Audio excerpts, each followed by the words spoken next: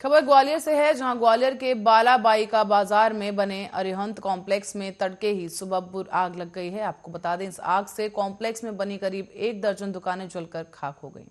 सूचना मिलने पर दमकल की गाड़ियां आग बुझाने पहुंची और आग इतनी ज्यादा विकराल बताई जा रही थी कि करीब 15 से 20 गाड़ियों ने कड़ी मशक्कत के बाद आग पर काबू पा लिया है। जानकारी के अनुसार शुरुआती दौर में 5 से 6 दुकानें पूरी तरह से जलकर खाक हो गईं और आग लगने का कारण फिलहाल स्पष्ट नहीं हो सका है। हालांकि कहा यह जा रहा है कि आग शॉर्ट सर्किट की वजह से लगी। बताते चलेंगे आपको कि गुजरात कोतवाली थाना पुलिस ने इस पूरे मामले को दर्ज किया है और नगर निगम फायर ब्रिगेड अमला आग का जो कारण है उसे जांच करने में जुटा हुआ है और आग के चलते व्यापारियों को करोड़ों का नुकसान हो गया है।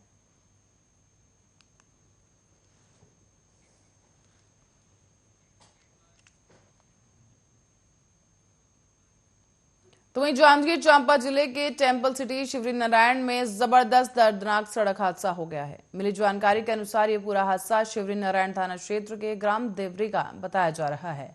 यहां पर बीते रात कालीन कैप्सूल और बाइक के जबरदस्त टकराव से बाइक में सवार 2 लोगों की मौके पर ही मौत हो गई, जिसके बाद गुस्साए ग्रामीणों ने देवरी मोड़ के पास चक्का जाम कर दिया। कई घंटों तक जो है ये शिवरी नारायण से बिलासपुर मुख्य सड़क मार्ग पर चक्का जाम होता रहा और कड़ी मशक्कत के बाद प्रशासन ने इस जाम को खुलवाया और ग्रामीणों को समझाया और सड़क दुर्घटना का शिकार हुए लोगों के परिजनों को 25-25 हजार रुपए का मुआवजा राशि दिया, जिसके बाद इस चक्का जाम को हटा दिया गया।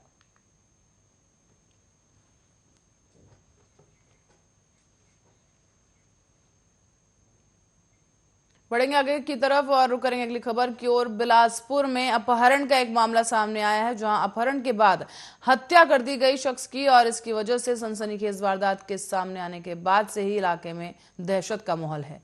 बताते चलें कि आरोपियों ने 10वीं कक्षा के एक छात्र का अपहरण कर उसकी हत्या कर दी। परिजनों को कॉल करके 50 लाख रुपए की फिरौती भी मांगी गई थी। इसकी जानकारी परिजनों ने पुलिस को दी और पुलिस ने इस जांच के दौरान पड़ोस में रहने वाले एक युवक को संदेह के आधार पर हिरासत में लिया। उसने 2 अन्य साथियों के साथ अपहरण के बाद हत्या की वारदात को अंजाम देना स्वीकार किया है। पुलिस ने हत्या के आरोप में तीनों को गिरफ्तार कर पूछताछ की है और सनसनीखेज घटना तारबहार थाना क्षेत्र की बताई जा रही है। जानकारी के अनुसार डीपूपारा निवासी आसिफ मोहम्मद नाम का एक ऑटो डीलर का काम करता था और आसिफ का 17 साल का एक बेटा रेहान, जो कि रविवार की शाम करीब 6 बजे घर से निकला था, लेकिन देर रात तक जो बच्चा वापस नहीं लौटा तो परिजनों को चिंता हुई। काफी तलाशने के बावजूद भी रेहान का कुछ पता नहीं चल सका। इसी दौरान परिजनों के पास अपहरणकर्ताओं का कॉल आया और 50 लाख रुपए की फिरौती मांगी गई।